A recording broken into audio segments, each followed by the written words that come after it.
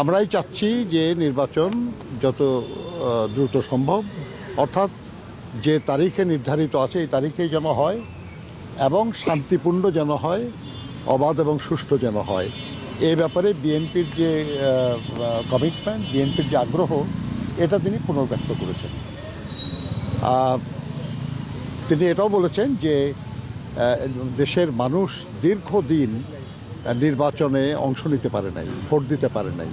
তারা অপেক্ষা করছে অধীর আগ্রহে যে একটা শান্তিপূর্ণ নির্বাচন হবে, সেখানে তারা অংশগ্রহণ করবেন এবং তাদের ইচ্ছা আকাঙ্ক্ষা তারা ভোটের মাধ্যমে প্রকাশ করবেন।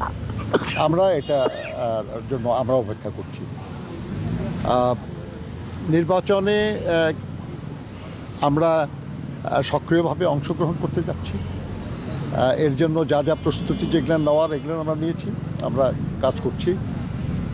এবং ইউরোপিয়ান ইউনিয়নের যে বাংলাদেশের উন্নয়নে যে অংশগ্রহণ এবং অবদান, উনি তার জন্য ধন্যবাদ জানিয়েছেন ইউরোপিয়ান ইউনিয়নের প্রতিনিধিদেরকে এবং তিনি আশা করেছেন, তাদেরকে অনুরোধও করেছেন যে আগামী দিনে ইউরোপিয়ান ইউনিয়নের যেন আরও বেশি সহযোগিতা করে, বাংলাদেশের উন্নয়নের জন্য আরও কার্যকর ভূমিকা পালন করে, যাতে বাংলাদেশের জনগণ